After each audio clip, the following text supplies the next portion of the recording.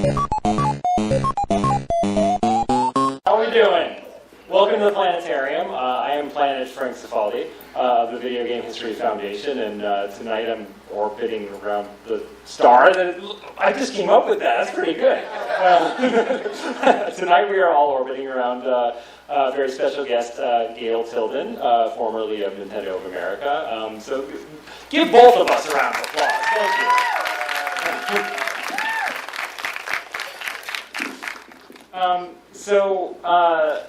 Gail, being Gail, has actually provided some slides for us, which is great.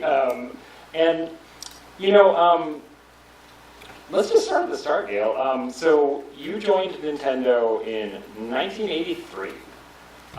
What the Nintendo of America? Let's specify.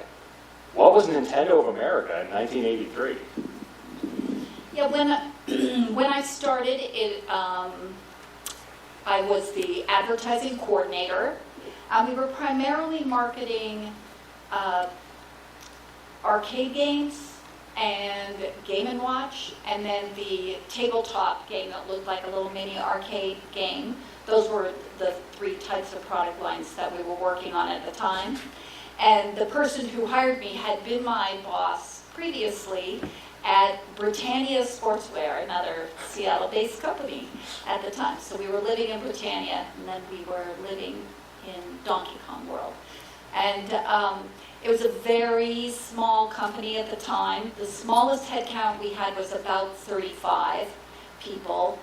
And I thought, oh, this is going to be exciting. It's a Japanese company. It's going to be so high-tech. We had like some kind of very small Apple computer in a closet that could do the invoicing. That was about it. So it was not high-tech, but it was really fun. And people whose names you would recognize, of course, people like Howard Phillips worked in the warehouse. He always talks about riding the skateboard back and forth, converting radar scopes to something at Sky Skippers. I don't know what they turned into. I can't remember. Anyway, so when I started, really very shortly thereafter, we were working on Mario's Cement Factory, and that's the first Nintendo commercial, and I wish I could show you, but we actually did a commercial. We had an ad agency in New York that, I assume everyone knows that Nintendo is in Redmond, Washington, near Seattle. So it was my first trip to New York, which was super exciting because now I love New York City, and my daughter's here and she lives here.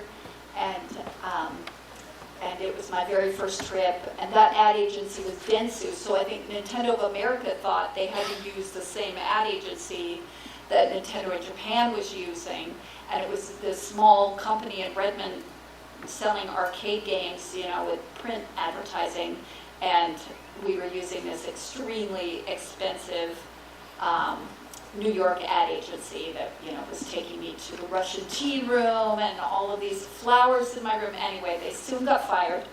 And, Related? Yeah, and we got a grip on the idea that we really weren't ready. We weren't quite ready for that prime time yet. That is such a diplomatic way of saying we didn't have enough money. Yeah, more or less.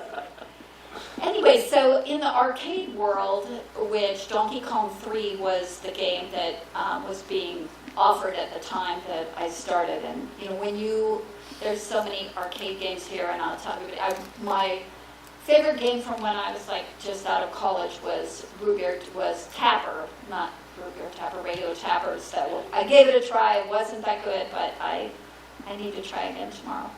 And so when you're marketing an arcade game, distributors sell the games to people called operators. Operators wore big keychains because they had to be able to open the games and collect all the quarters. And then they split the take with the restaurant or arcade or grocery store or wherever it was. So that was the business that we were in. We would do trade shows like in Chicago, where there would, all the distributors and then the operators would come by and check out the games. And of course, there were games that were way sexier than the ones that Nintendo had, Data East is a company that used to have a lot of fancy like driving games, and you're seeing games here that are like sit down or ride on type of games. But so at the time, after we had games like Donkey Kong 3, one of the products that I put a picture up there that we had was Punch-Out. And the innovation was that it had the two screens, one above with the scoring and one below, with the action. And we ended up getting Larry Holmes, who was the world champ at the time, to come to our trade show and kind of endorse the game by being there. So Mike Tyson was not the first person to box or to endorse Punch-Out. It was actually Larry Holmes. And you can see in that picture the staff of Nintendo that was there working. Was that, most of the staff? It does look like most of the staff. About half of the staff, I think. So were you, was your job in the marketing department? Or was it a marketing team, or even at that time were you wearing more than one hat? Well, so the marketing team was 3 people, and that's the marketing team reported to the vice president of sales and marketing, and Ron Judy. And we, so when we worked on a trade show, my job would be anything from creating brochures or flyers, and the people that designed or redid the things like the side sticker after it would be produced in Japan was in another department, and that art department would help make sure I had the right assets to create things like brochures. There were a couple of gaming publications actually that focused on arcade games, and so I would try to get press from them about the product. And it was since I was working on Game & Watch and tabletop at the same time, there was plenty to do, but it was pretty low tech type of stuff and very hands-on. So in addition to handheld products and coin-op products, Nintendo in Japan around this time had a home system that we should probably talk about. I don't know if anyone knows this one. Yeah, there's not a picture of the Famicom there, but the Famicom, had come out in Japan, but right when the market was crashing in the U.S. So 1983 would have been 82, a terrible time to introduce a video game system. There's stories like about the game E.T., where they over-manufactured so much that it, ended up filling up landfills. Was that the story even in the 80s, or did that evolve? Was that the rumor you had heard back then, or was that like something that was a product of the internet era? I have a hard time remembering the exact answer, but it seems like it's always been with us. Yeah. Although it was great when the payoff was that they found the actual hole with all the games in it. That when you think something's just folklore and then they're really there. So. So you have the Famicom coming from HQ in Japan, right? And are you being asked to market this for Americans? So initially, of course, we thought that there was not an opportunity right at that time. And although we all got to get one for Christmas, and we got to have it modified to work on US TV and pick out a game, and that was really. They gave you one game? Yeah, you could pick one game. I think we just didn't have enough manpower to convert things to work with the English version. But when we were first evaluating the Famicom and how it would sell in the U.S., there were a couple of experts that were hired and had been involved, like analysts in the industry that consulted a lot with the executives. And we did do research, and again, some of these stories, I'm sorry if you've heard them before, but we did this research with kids, and they seemed like they were paying attention, kind of having fun, goofing off, answering questions.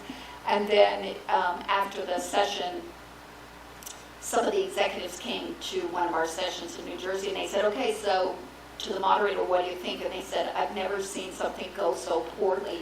I would never introduce this product. And You mean you feed kids pizza and video games and it seems like they have a good time, but... Yeah, we thought they were having a good time, and he was sure no one was going to buy it. But it took some time, and the AVS that you can see the picture here, so what became obvious at the beginning was we could not just launch another system similar to what, let's say, Atari or Intellivision or someone else had launched before. We had to somehow have a point of difference. So the first direction, and the one that we showed at CES, was this advanced video system.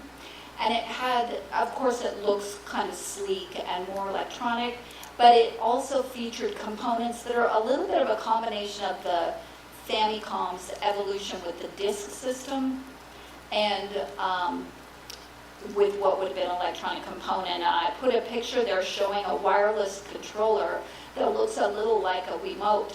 And it is interesting that that was a direction that we were trying to represent when we were showing all of the people at a trade show. These are all the industry people, like people at retail stores that might carry the product. And at the time, there wasn't really,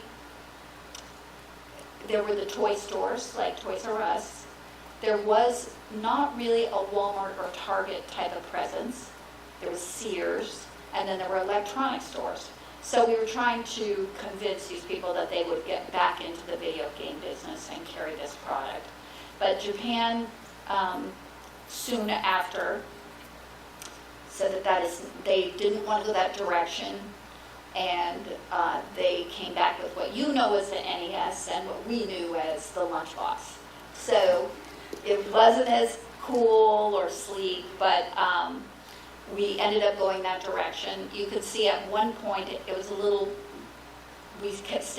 came with the same feel, but then we were showing off the robot, and at one point we were showing off a knitting machine. So anything to set a point of difference, nothing like a knitting machine attached to your video game. So it wasn't like you went to CES and reception was cold to the AVS. It was a decision that came from Japan that they didn't like the creative direction. It was a design decision, and I think it was also a technical decision.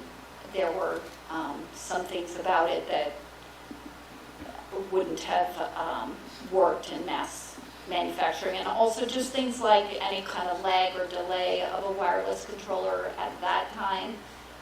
It would have been really bad. It would not actually have worked, so that would have been a good reason not to do it that way. And Acclaim did do it that way during that. Like, there was a third party from Acclaim wireless controller, and just famously doesn't work that well. Well, even things like Rob the Robot didn't work that well. Poor Rob. I know, much maligned. Are these your sell sheets?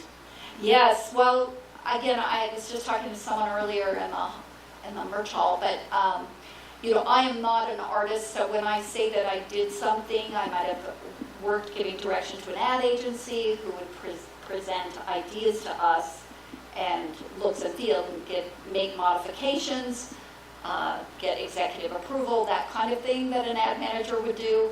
But I don't want to misrepresent that somehow I made these brochures. So this is not your like snooty, highfalutin copy. But it's my reviewed, approved, and edited copy.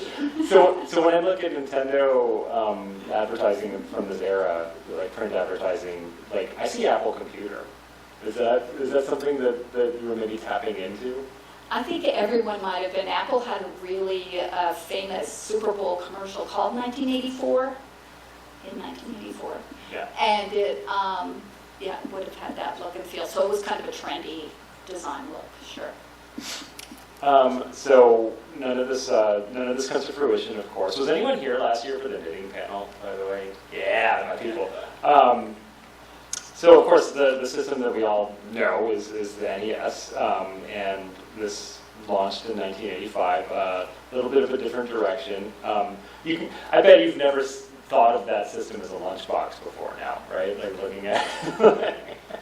Maybe somewhere someone either licensed or created a lunchbox that looked like that. So let's talk about the branding of the NES, right? Because it's actually like very different than what you'd see. I mean, these are trade ads, sure, but like this is the product that consumers would have seen, and there's sort of a black background, a starry background, right? There's very like sort of accurate like, pixel graphic imagery. And this was, I mean, was this your domain, like to oversee like the sort of branding of this stuff? Yes, again, we talked about. I know you drew every pixel on the right, spot. I took every photo. Yeah. Of course. Yeah. Yes, it was my job to make sure that the ad agency had all the direction and strategy, and to work on getting something that we thought fit the point of differentiation that we were trying to make with really putting Rob forward. And as an aside, Rob, it was very difficult to come up with a name for the robot. I don't remember all of it. Robotic Operating Buddy, I think, was a suggestion of the agency. But we had, so many. Otto was one because OTTO looked like his eyes with the little marks in the forehead. But yeah, that was a little bit of a challenge. And naming also, localization wasn't what it is today. So just making sure all the games had an English-sounding name. And like Clue Land. Like Clue Land. Clue Land is one of my favorites, but also I like, of those first 17 games, I really like Ice Climber, and I know that he's made another appearance, but the polar bear with the sunglasses and the pink shorts, that's a really good one. That's your guy. That's my favorite.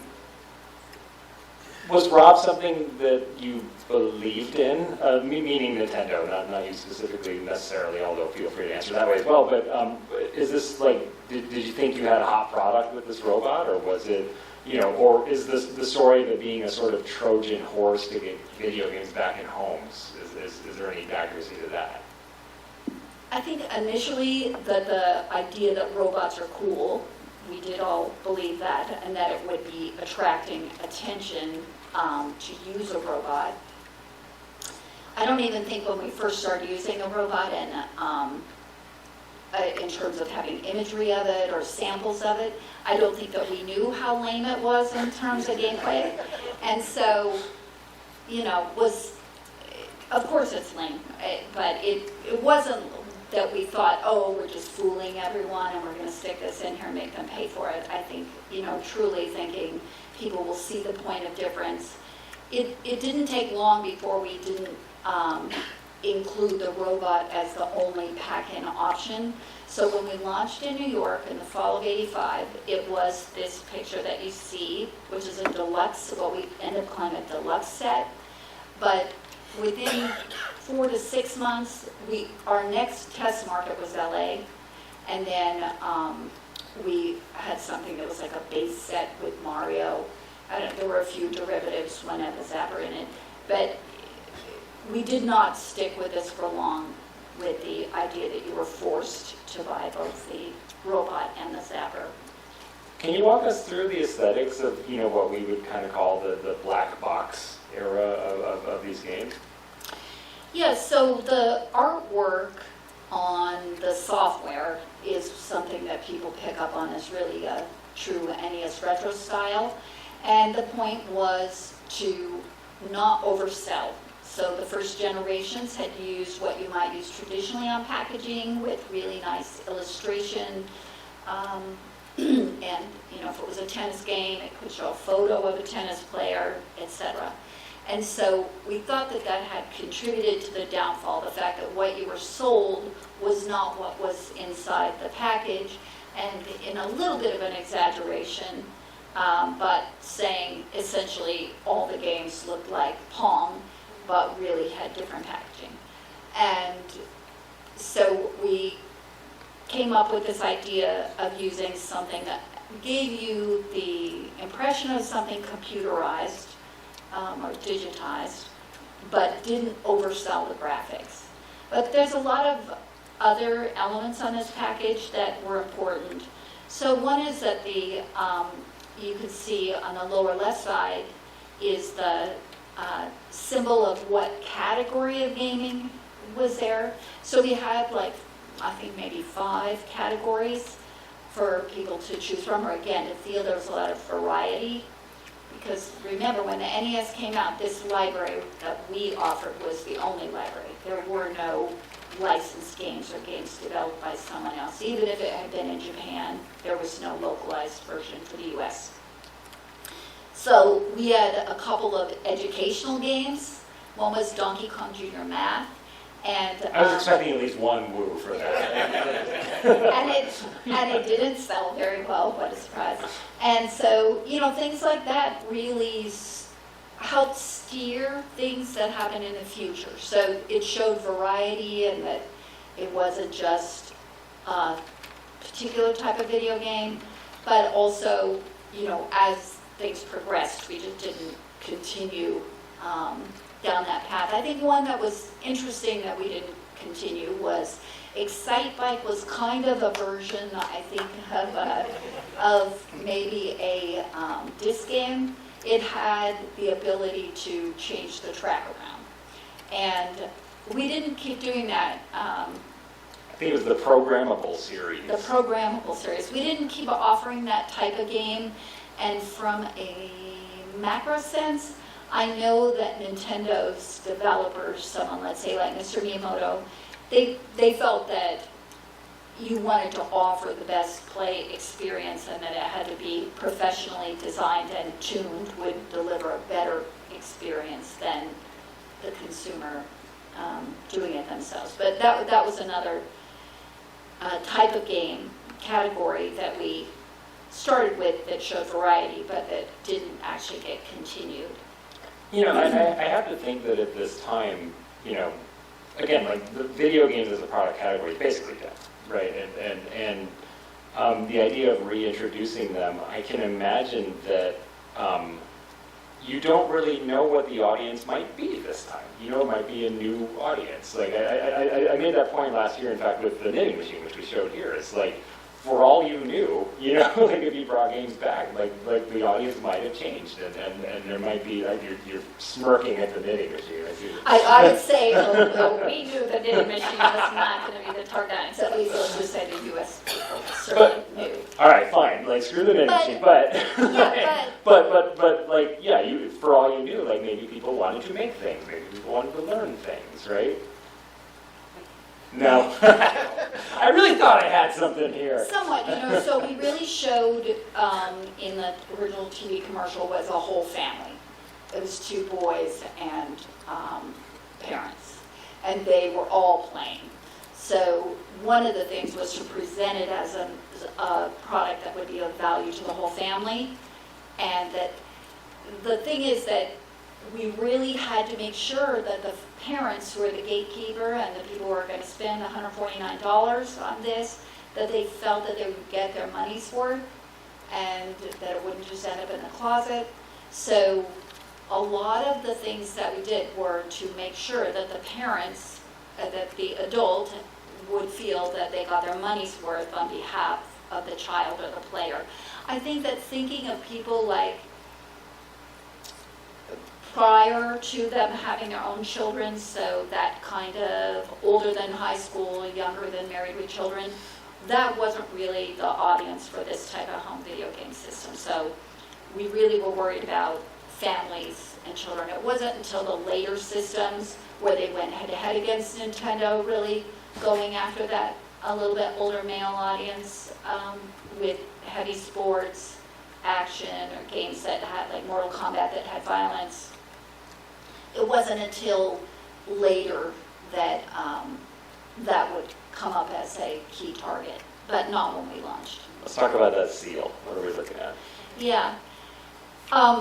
My boss, his name was Ron Judy, he said one day, you know, how can we do something that will be like a Good Housekeeping seal of approval? Wow, it does look like that. So that's really literally where it comes from.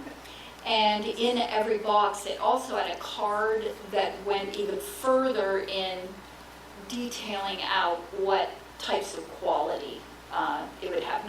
It said something about not just in workmanship, but in and something about the way that it worked, or the fact that we would not be having video games that were X-rated. I'm not sure how it was Probably not very put at explicitly. the time. Yeah. So yeah, but it appeared on everything. It got simplified. I think I reread in getting ready for this talk in 1987, I think, and it's just a few words now. It just says like Nintendo seal of quality, but it's on all the product and it's on licensed products. So people who make a T-shirt or a figurine or anything, their packaging also has to carry that seal. So people do, I'm assuming you do, recognize that it's on everything that is officially authorized to be either from Nintendo or work with their systems. So is this coming from a place of trying to prevent the mistakes of the past with the video game industry?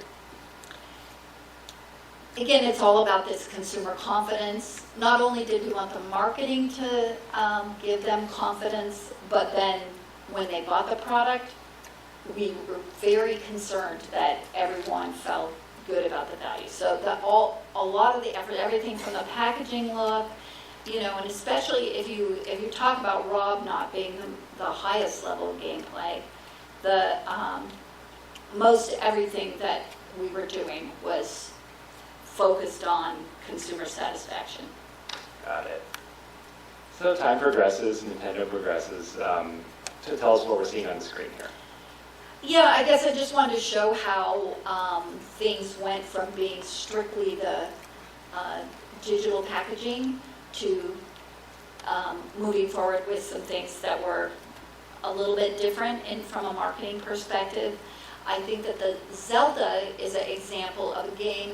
In fact, the first couple Zeldas, being a new style of game for the U.S. audience, weren't that successful in terms of quantity sold. And At first.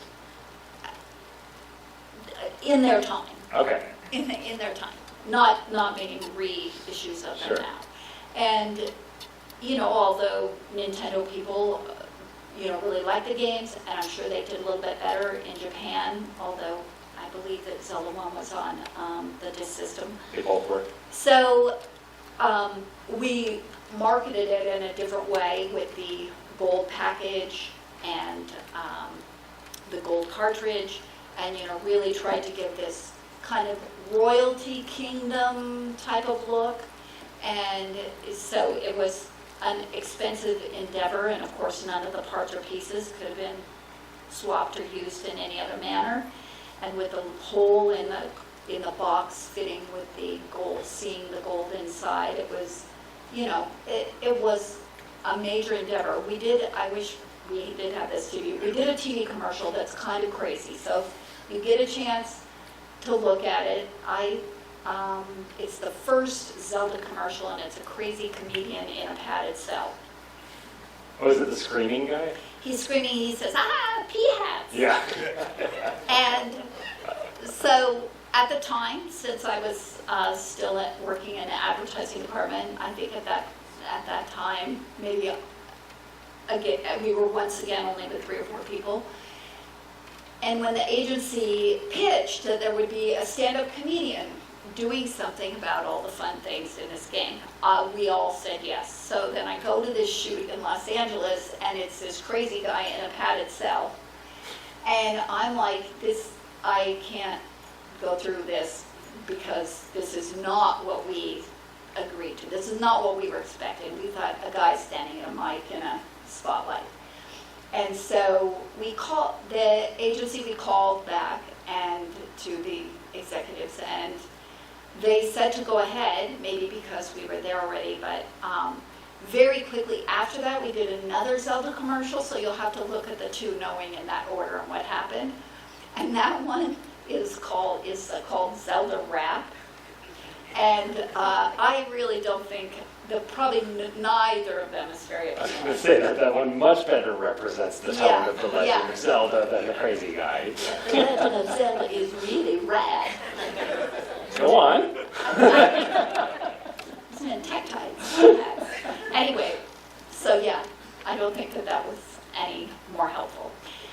Then came Punch Out with Mike Tyson, and the person who actually said that we should get Mike Tyson for an endorsement was Mr. Yamauchi, the head of Nintendo, whose family founded Nintendo in Japan.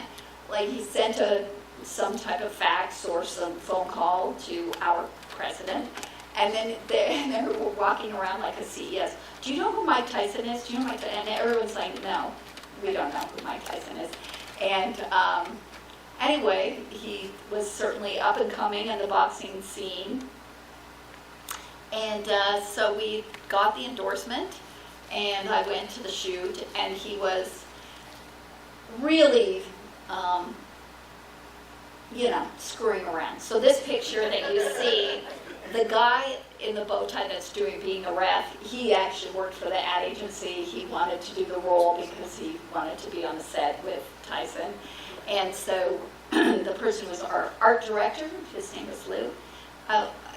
Tyson's screwing around and trying to impress people on the set, and he punched him, and he knocked the wind out of the art director to be funny, which wasn't very funny.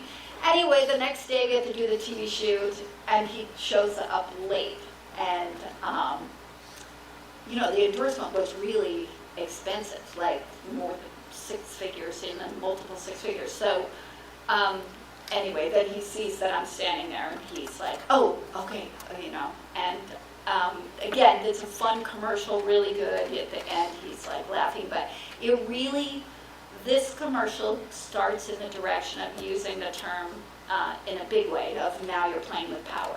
The whole thing repeats that line. So if anyone, which we'll get to soon, but if anyone wondered why we call it Nintendo Power, or maybe you don't wonder because it's just part of your lexicon, but that phrase, now you're playing with power, put that word and the word Nintendo together. Well, on that note, let's talk about basically your sort of consumer relations, maybe, like in terms of talking directly to your players. I'm just going to shut up. What are we looking at? Yeah. So from the beginning, we had something, I don't know, we called it a bingo card or something in the box where you filled out a warranty card. Which, of course, we didn't get very many, but we paid a lot of attention to questions like, would you recommend this product to a friend? And later, we decided, we evolved it into something where we promised a free newsletter if you would give us your name and address, which was extremely successful. But part of that, although, of course, we wanted to collect the data and information, was it allowed us to talk directly back to the player. And that's where Howard Phillips, who we had gotten involved with helping with marketing with his bow tie and saddle shoes, he was a perfect person to represent it being a gamer, because in fact he was a gamer. And so we gave him the title of Fun Club President, which is like an honorarium. There was no Fun Club President. It was just Howard. But he always... You just shattered so many illusions. I'm sorry, yeah. But he was always helpful with anything that was gaming information. And at the time, providing information that is just selling the product isn't helping make sure that the person is satisfied with the product and so that they're going to be ready to buy their next title.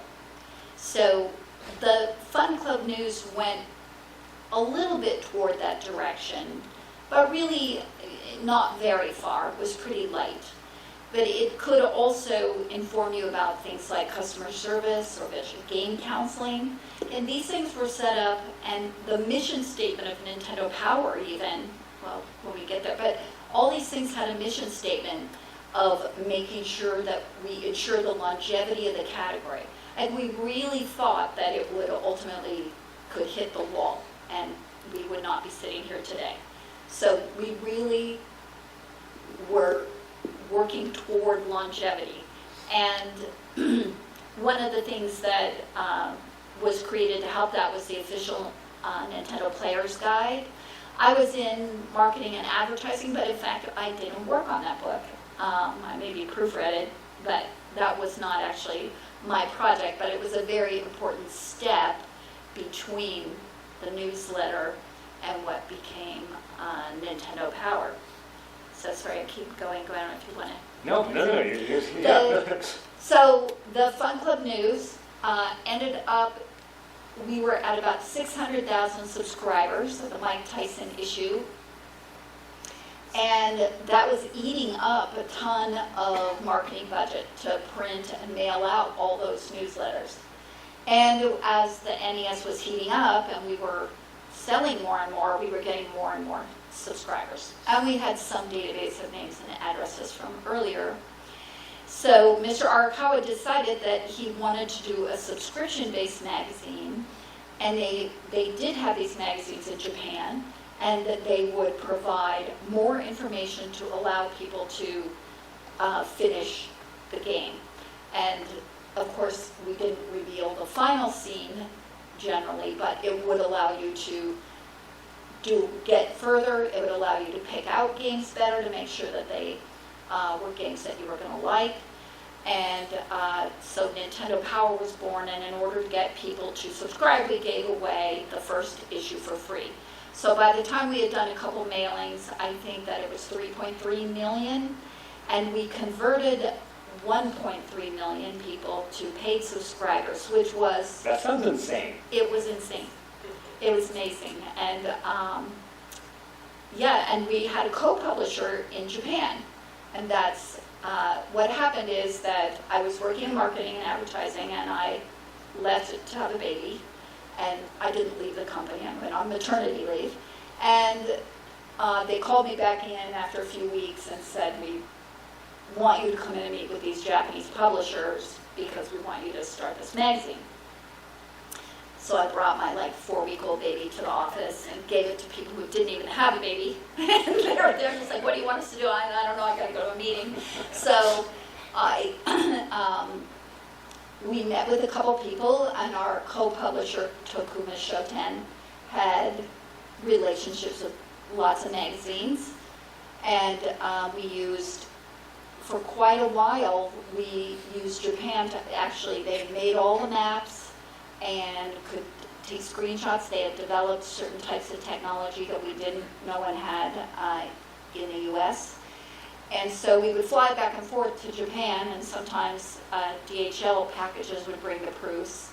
And yeah, it was a very, at the time, since there's nothing that we then came to know as desktop publishing, there was no such thing. So everything was being done typeset by hand, all the little pictures of windows, all the maps are being pasted together. And we really did the cover and some of the advertising. We didn't have paid ads, but in the front, maybe we would use a game counselor promotion, something about quality seal, that type of thing. And so we started with producing it every other month. Then we moved to doing a full strategy guide on big games on the month that we were not doing an issue, and then ultimately moved to doing the magazine every month. It was not that great for me as a subscriber to get a new issue, and it's like the only coverage is a game I don't have, so thanks. Oh, when you would get the player's guide, that was disappointing? It was. Why didn't you buy Super Mario 3? Jeez. Well, I bought Super Mario 3. We all bought Super Mario 3. Okay. I didn't buy whatever this thing is. Well, we wanted you to buy Final Fantasy, and so that actually... I don't know what that is. What kind of game is that? I've never seen anything like this. Exactly. So one of the, in the missions of Nintendo Power, Mr. Arakawa, he had a lot of belief that kids are kids anywhere, and that if a game is good, that the genre was less important. And the two hottest selling franchises in Japan were Dragon Quest and Final Fantasy, and we were missing out. We weren't selling those games, and we wouldn't be selling the future versions unless we could figure out a way to interest players. So although they did a campaign to sell Dragon Quest, there was it is correct when you read about this that there was a large amount of inventory. So he came up with the idea that we would give it away with a subscription to Nintendo Power. And that way, and it came with a player's guide or strategy guide. And that way, that would get it in more people's hands. They would have the information in order to learn how to play. And it would help us move the RPG category forward. And I'm not sure if you all, I know many people got the free game. I'm not sure if you played it or if it made you an RPG fan. But a year later, when we had all those people who subscribed to get a free game were expiring, it was a very major subscription challenge. But, yeah. Should have given them another free game. Just keep giving them free games. Okay, I'll tell you what, I pitched another free game, and the game that I pitched was working with Howard Phillips. We named what happens at the end of the Mario arcade game when you start again, the lost levels, the more difficult part. And so I said, I gave a presentation and we want to give this away free, just the lost levels, which I was told no in like a very big way. And in fact, then they used that name and did introduce the lost levels later in Mario All-Stars, I think. Anyway, trivia. So after the Dragon Quest, Dragon Warrior offer, we did work with Squaresoft to try to get Final Fantasy introduced. And not only did we do this strategy guide, but in Nintendo Power, we had to do coverage like every month for 3 or 4 months. And one of the best things about my job in publications and with Nintendo Power was that we really had almost complete autonomy. There was not pressure of what game was going to be on the cover. It was based on the game that had been rated the highest by the game analysts, including Howard. And we, when Final Fantasy was coming out, someone at Square came up to me, like at CES, I suppose, and said, "Mr. Arco says you're going to put Final Fantasy on the cover." I'm like, I decide what I'm going to put on the cover, you know, but... Oh, did? Yeah, but in fact, Final Fantasy, not only that, we had to continue to push the game many months, so we ran contests where you could, you know, win prizes, t-shirts, a whole bunch of things, and in the end, what people now call LARPing, we had a thing where you won a trip to go to Tortola in the British Virgin Islands to experience a LARPing vacation. So Scott Pellin from Nintendo Power, he went in advance and set everything up with like restaurants and other things so that would be a complete experience. And then another, when they went back with the kid, who somehow the family let like the 20-year-old brother take the 3 12-year-olds to Tortola. And then another, one of our writers, Dan Ozen, had just gotten married, and so his wife went, and she was the laying in the forest. I'm not sure what character lays in the forest in Final Fantasy, and where they did all the things, but do you kind think of the kids crazy. knew?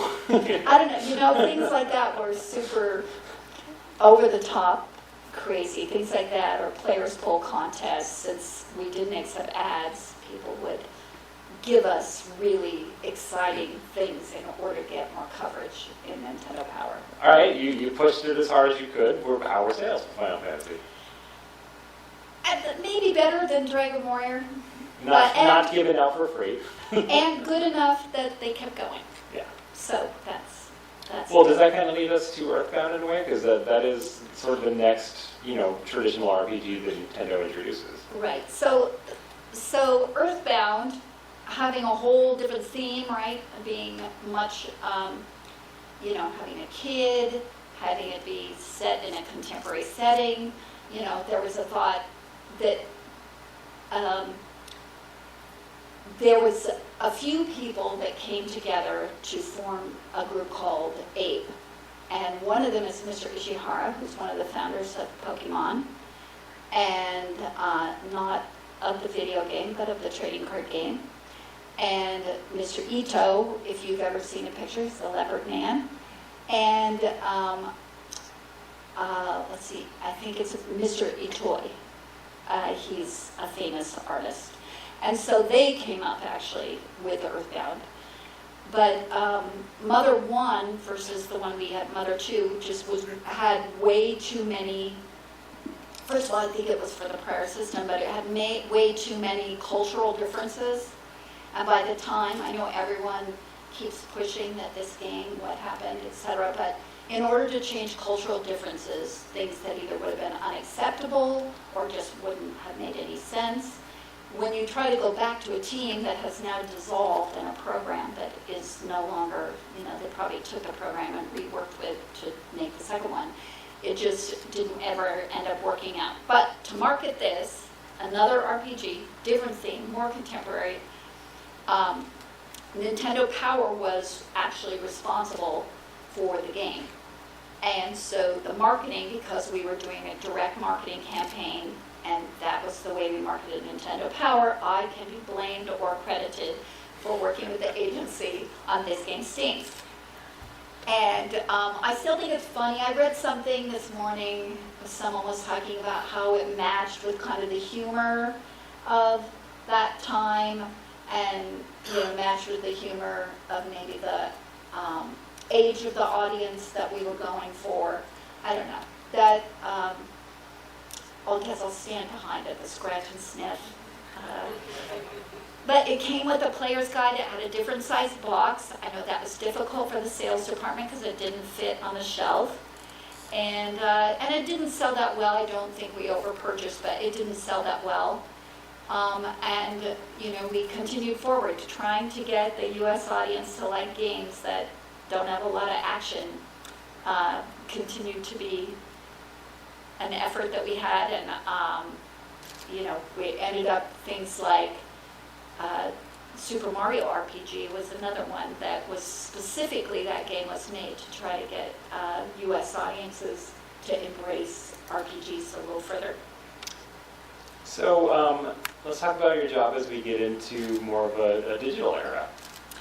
Yeah, so publications, when we were giving information that wasn't to market a specific game, like making an ad or doing a launch campaign, then often our group would get involved.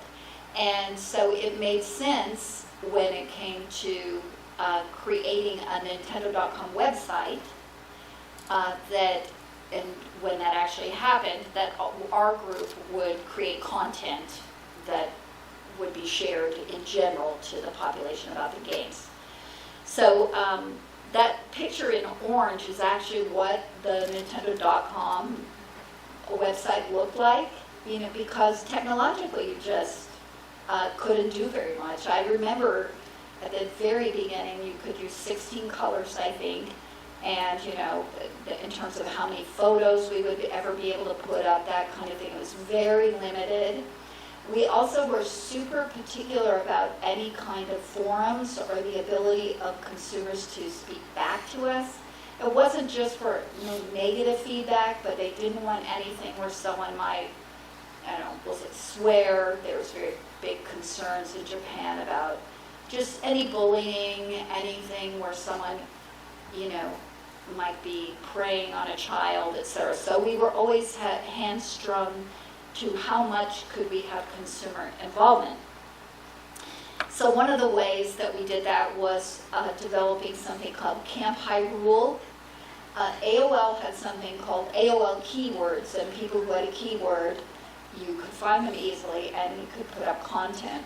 So Camp Hyrule, I think, went until 2007. Every summer, game counselors would assign people cabins, and they'd have tasks like coming up with their name or flag, or and they'd have Q&As with guests, not speakers, whatever, guests on something similar to what you might do in an open forum.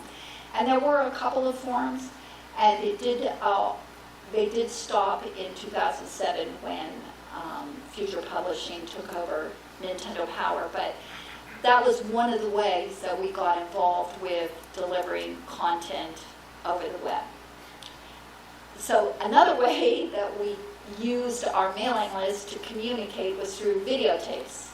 So we did this a couple times, but the first time the big idea was to do it with Donkey Kong Country. We really needed to prove that these 3D graphics were, again, something different. So when you think of a kind of rotating theme, we really wanted them to see how far advanced these graphics were. And so it was sent out to the Nintendo Power mailing list and subscriber list. And everyone loves at the very end that there's a little sneak peek of Killer Instinct. But those games were made by Rare in the UK, who got the rights from Nintendo in Japan and Mr. Miyamoto to use the Donkey Kong franchise in a new way. So we're running a little short on time, and we should probably talk about, what is this thing? Yeah, so I don't want to talk faster, but I'll try and get there faster. So in January of 1998, I was asked if I would lead the team to bring Pokemon out of Japan to the rest of the world, other than China and Korea. Another RPG, really? Another RPG. So prior to me getting involved that directly as a team lead, we had all seen the game, a black and white RPG on Game Boy with very Japanese characters, like, and then our ad agency said, could we just change the art and it'll be like gritty and we'll make like, graffiti on the walls and stuff like that. Blood in the streets. There was also a thought like, is the way that the game is formatted, could we make it that they're all baseball players in a baseball league, not like a Pokemon league? And as all this discussion and meetings were going on for a few months, Pokemon was heating up and heating up. Now there's TV shows, now there's comic books, now they get movies and more games and toys. And so finally Mr. Arakawa said, forget it, we're just doing it. We're doing it, and not only we're doing it, we're going to do it all. We're doing the whole thing. We want control of the whole thing.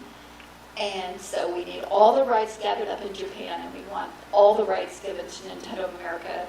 And we had a licensing agency we worked with, which is 4Kids. And so we're going to work with them, and we're going to make sure that it's done the way it was in Japan, and we're going to make sure we can control everything.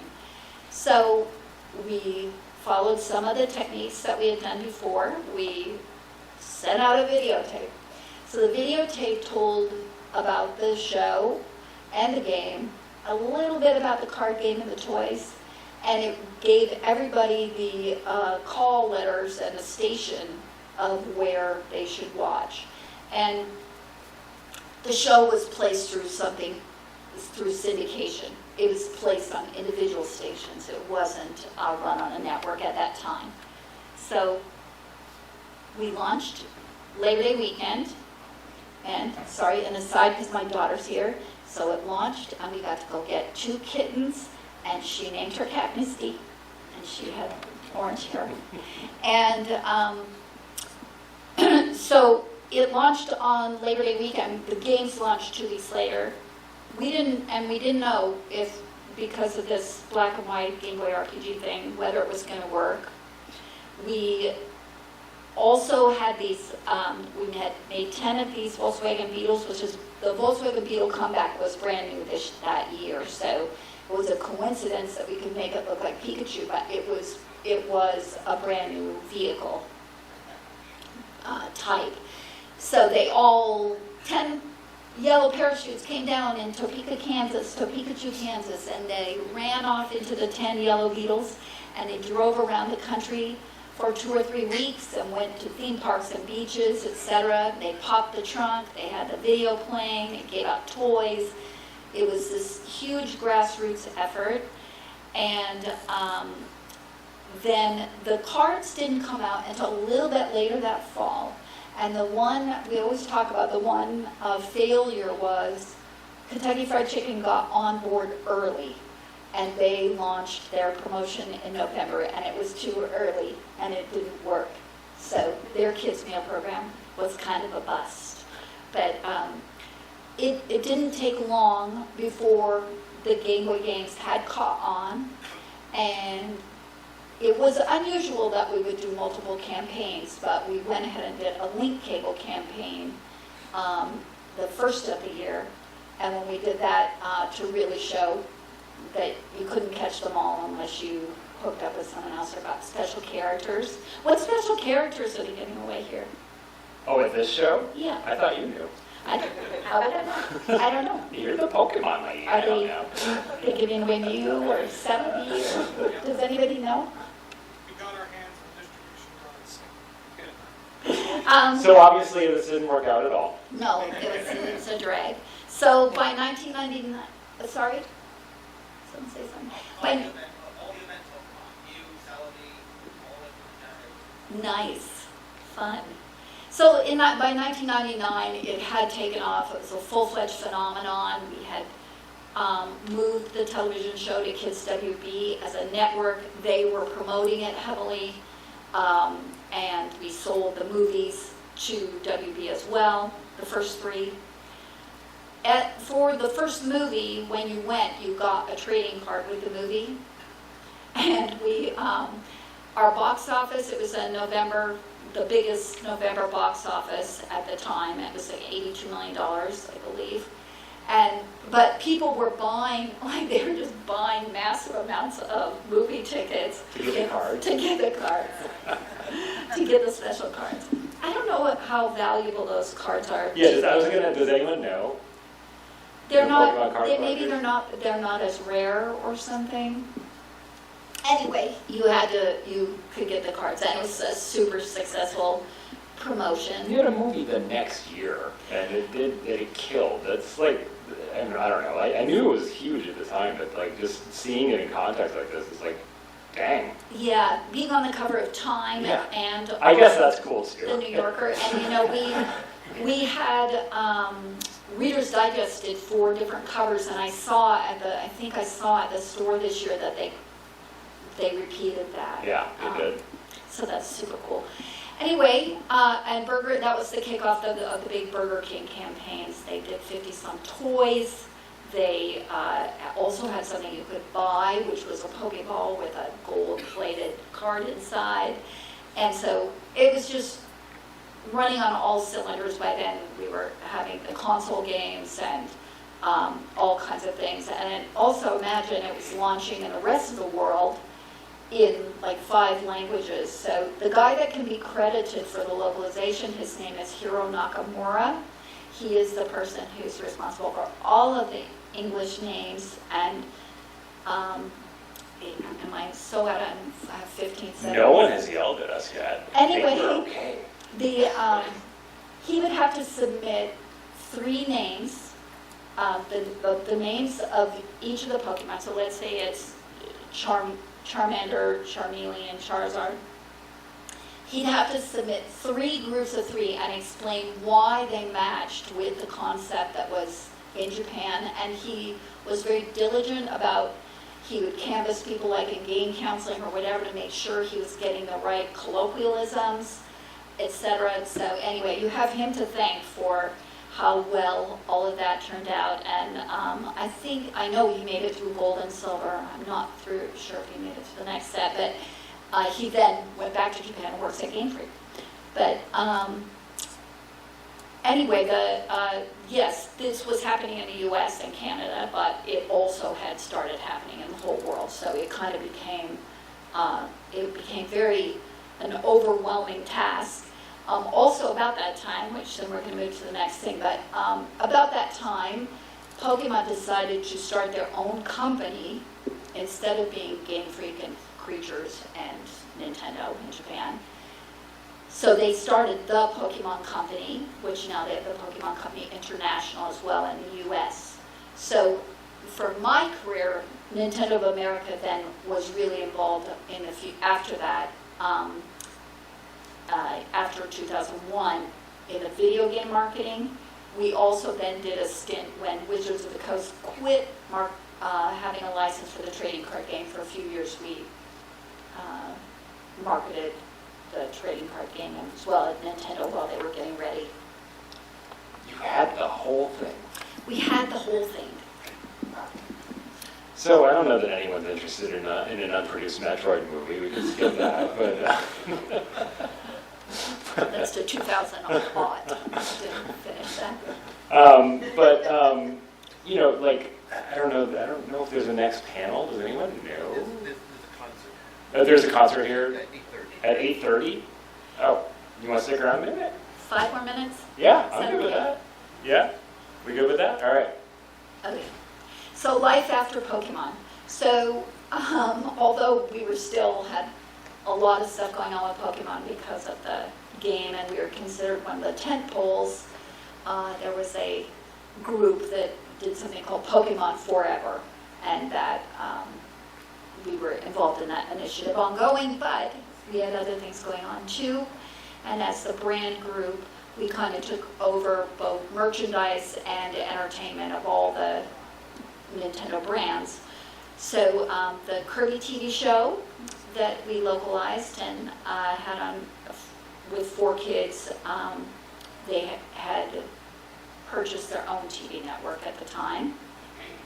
And we were doing toys, t-shirts. Nintendogs was a great brand for doing some licensing and extensions. So always wanting to, people were always calling about doing a movie. You can imagine that the most common question is, we're calling, we'd like to do a Zelda movie. So the answer was always no. And so, even I personally said, Mr. Miyamoto, like, if Steven Spielberg himself wants to do a Zelda movie, what is the answer? He said no. So that was it. The answer was always no. But the Metroid team, which is Mr. Sakamoto, is the person who created Metroid. He also made Kid Icarus, and he's the Wario creator, and games like WarioWare. Really fun guy. And he was open to pitches on Metroid. And his counterpart for Metroid Prime is Mr. Tanabe. So together, John Woo's company, Chinese director, had wanted to pitch to do a Metroid movie. We had several meetings. It took a long time. We would talk sometimes about who should play Samus. Should it be Charlize Theron? Should it be, no, she's not right. Anyway, it was on and on about who the actresses that they could see as Samus, but which we never settled on anything. I think they thought she's not such a beauty as opposed to kind of an athlete. So we had several story angles that we pitched or presented, and finally landed on something and did a pitch kit and took it out. And the level of budget that would be needed to make the movie was significant. And at the time, the only female action movie that had come out was Halle Berry's Catwoman, and it didn't do well. And so the company, John Woo's company, they pitched for Metroid, but we did not make a sale. So that is the truth of why that particular project didn't happen. Very cool. I had no idea about any of that. This is sort of the end of your stint at Nintendo, right? It is this era of games, and this is when you had a new CEO in Japan, right? Right. When Mr. Iwata took over as the head of all of Nintendo, he came to the U.S. and he brought all of us a copy of this book, The Blue Ocean Strategy. And you said he talked about it At the Game Developers Conference, and then gave us all a free copy of Brain Age. That was a neat talk. Yeah. So what his theory was, and Nintendo had been different, but most of the attacks on Nintendo's products and games was how the things that were the top sellers were action games or things that were much more male dominated. Of course, we were no longer a factor when John Madden football would come out, things like that. So what he his philosophy was everybody's fighting for the same customer, fighting in the same, sharks fighting in the same small territory. And we want everybody else, like, let them fight it out for that group. We're doing a knitting machine. And we're doing a knitting machine. And so I worked on, we had a committee, and we would get together. I led this committee, and we would get together and talk about, you know, what we should go after for non-traditional games. Because in Japan, they were really producing a ton of them, so we wanted to come up with games that made sense in the U.S. I think the New York Times crossword puzzle was one that I wanted. I don't think we ever got it. But I was telling Frank that we... He told me about a very fun sounding game. Yeah, we That had a sounded very awesome. fun, not fun sounding, but fun project. Warren Buffett had a cartoon that was about financial literacy, so we wanted to do a cartoon-based Warren Buffett program, and we could not make it fun. So it never happened because we made prototypes. What? We tried, but Warren's fun, but we couldn't make it fun. Anyway, by the time in 2007, Nintendo made some big changes, and the marketing team moved to California, and Nintendo Power was sold to Future. And although I wasn't part of either of those groups, it was just really time to move on and kind of do something different. Gail, thank you so much for coming out and talking to us.